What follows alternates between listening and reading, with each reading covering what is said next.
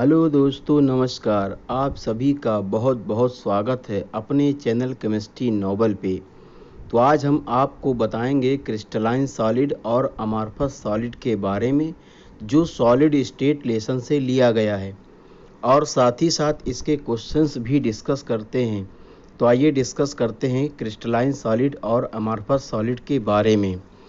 देखिए, शेप की अगर बात करें तो क्रिस्टलाइन सॉलिड का शेप कैसा है? डेफिनिट करेक्टरिस्टिक शेप, यानी इसका शेप होता है डेफिनिट। ठीक है, क्रिस्टलाइन सॉलिड का शेप होता है डेफिनिट, जबकि अमॉर्फस सॉलिड का शेप इर्रेगुलर होता है, डेफिनिट नहीं होता है। कैसा होता है? इर्रेगुलर। बात करते हैं मेल्टिंग पॉइंट की। तो melt eight sharp and characteristic temperature, जो क्रिस्टलाइन सॉलिड होता है वो मेल्ट होता है शार्प और करेक्टरिस्टिक टेम्परेचर पे, जबकि अमॉर्फस सॉलिड क्या होता है? Gradually soften over a range of temperature. इसका मतलब ये होता है कि मेल्ट होने से पहले डिफ्यूज हो जाता है, पिघल जाता है, ठीक है, सिकुड़ जाता है। जैसे कि आपने रबर को देखा होगा, प्लास्टिक को देखा होगा, मेल्ट होने से पहले क्या होता है? डिफ्यूज होता है, नहीं सिकुड़ जाता है। ठीक है, तो आइए बात करते हैं क्लीवेज प्रॉपर्टी की।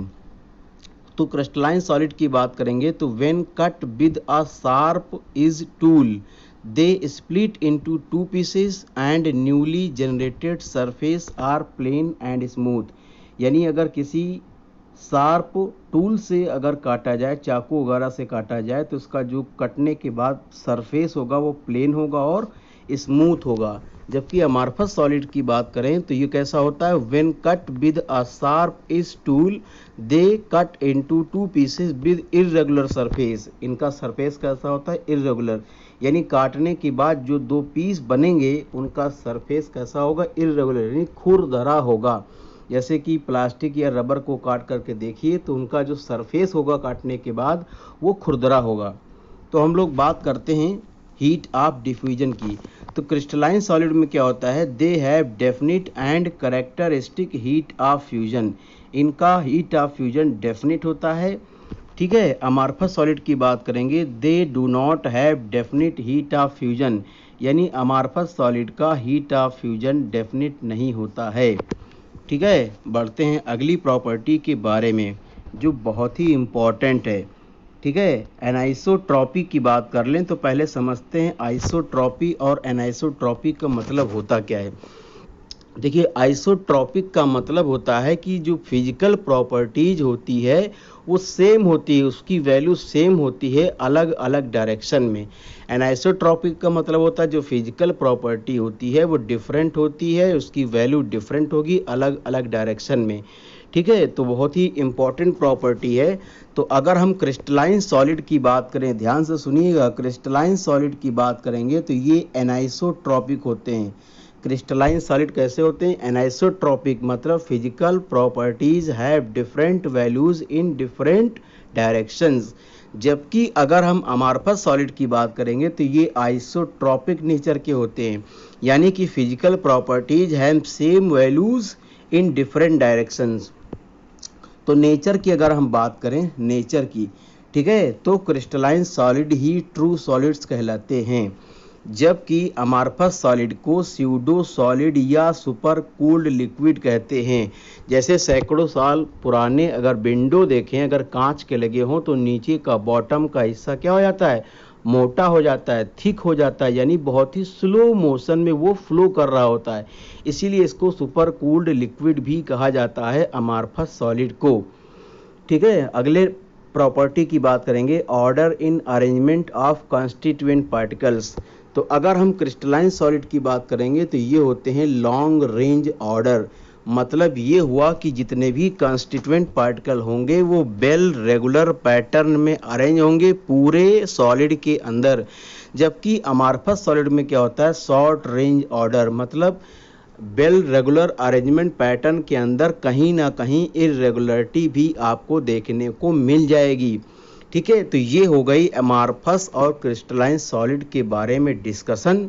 ठीक है, अगर आपको वीडियो अच्छा लगा हो तो लाइक करिए, से अपने दोस्तों को भी शेयर करिए, और हाँ, अगर आप हमारे चैनल पर बिल्कुल नए हैं तो सब्सक्राइब करना ना भूलें।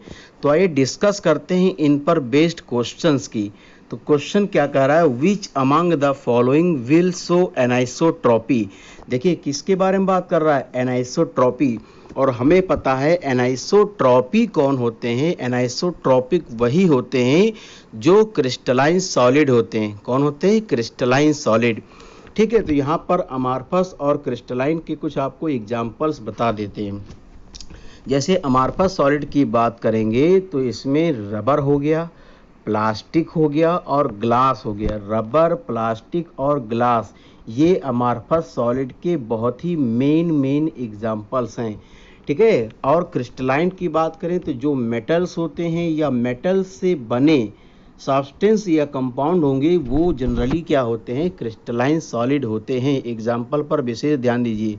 तो इसमें पूछा क्या है, एनाइसोट्रॉपी। तो एनाइसोट्रॉपी किसकी प्रॉपर्टी है, किसकी प्रॉपर्टी है, क्रिस्टलाइन सॉलिड की। तो इसमें देखिए ग्लास की बात करें तो ग्लास आपका कैसा हो गया, अमारफस सॉलिड। प्लास्टिक कैसा हो गया, अमारफस सॉलिड। और रबर कैसा हो गया, अमारफस सॉलिड। NaBr क्या है, मेटल से बना सब्सटेंस है, मेटल से बना कंपाउंड है, इसलिए ये कैसा है, कैसा है, क्रिस्टलाइन सॉलिड। और क्रिस्टलाइन सॉलिड की ही प्रॉपर्टी है एनाइसोट्रॉपी, इसलिए इसका जो करेक्ट ऑप्शन हो जाएगा वो हो जाएगा बी, NaBr। समझ में आ गया। बढ़ते हम लोग अगले क्वेश्चन की तरफ। Which of the following is not a characteristics of a crystalline solid. पूछ रहा है कौन सा क्रिस्टलाइन सॉलिड का कैरेक्टरिस्टिक्स नहीं है। तो पहला ऑप्शन क्या आ रहा है कि definite and characteristic heat of fusion, ये होता है, इसकी प्रॉपर्टी है। आइसोट्रॉपिक की बात करेंगे तो ये गलत हो गया। क्या हो गया, गलत हो गया, क्योंकि क्रिस्टलाइन कैसे होते हैं, एनाइसोट्रॉपिक इन नेचर। सी वाला ऑप्शन भी चेक करिए। A regular periodically repeated pattern of arrangement of constituent particle in the entire crystal, ये भी सही है क्योंकि इनका अरेंजमेंट कैसा होता है, रेगुलर होता है, फिक्स होता है सभी कॉन्स्टिट्यूएंट पार्टिकल्स का, यानी ये बात सही हो गई। और आपसे पूछा है कौन सा कैरेक्टरिस्टिक प्रॉपर्टी नहीं है, तो कौन सा नहीं है, आइसोट्रॉपिक नेचर, ये नहीं होता। कैसे होते हैं, एनाइसोट्रॉपिक, इसलिए इसका जो करेक्ट ऑप्शन हो जाएगा वो हो जाएगा B, anisotropic, sorry isotropic nature. तो बढ़ते हैं हम लोग अगले क्वेश्चन की तरफ।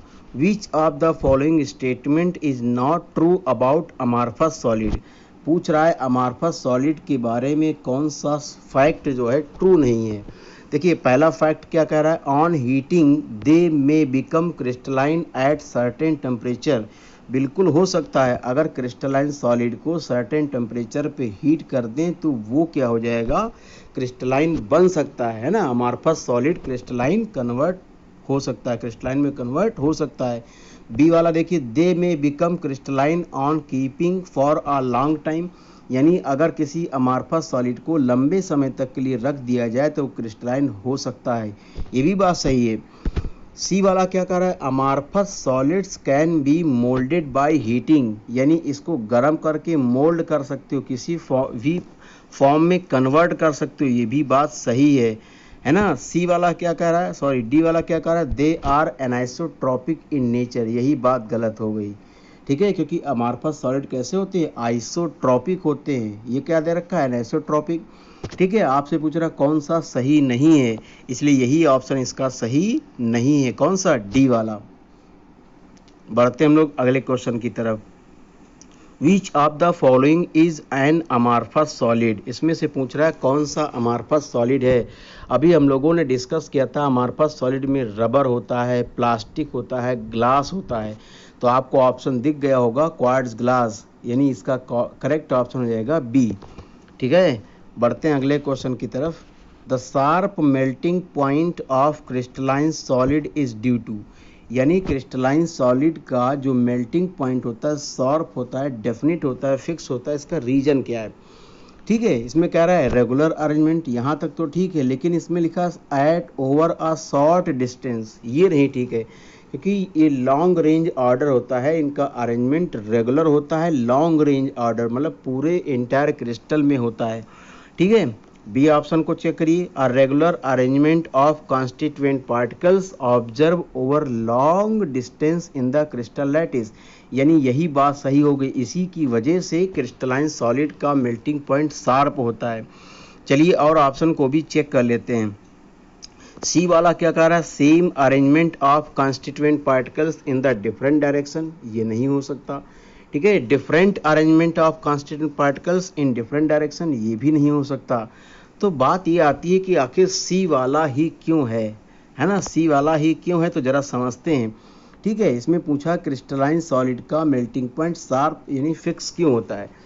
तो इसमें क्या होता है, अगर सभी पार्टिकल्स रेगुलर अरेंजमेंट होंगे और लॉन्ग डिस्टेंस तक होंगे तो इसमें लगने वाला जो फोर्स ऑफ अट्रैक्शन है वो बहुत ज़्यादा हो जाएगा, और फोर्स ऑफ अट्रैक्शन ज़्यादा होने से उसका मेल्टिंग पॉइंट शार्प होगा। ठीक है, इसीलिए इसका करेक्ट ऑप्शन हो जाएगा बी। ठीक है, वीडियो अच्छा लगा हो तो लाइक करिए, दोस्तों को शेयर करिए, और अगर आप हमारे चैनल पर बिल्कुल नए हैं तो सब्सक्राइब करना ना भूलें। Thank you for watching. Thank you.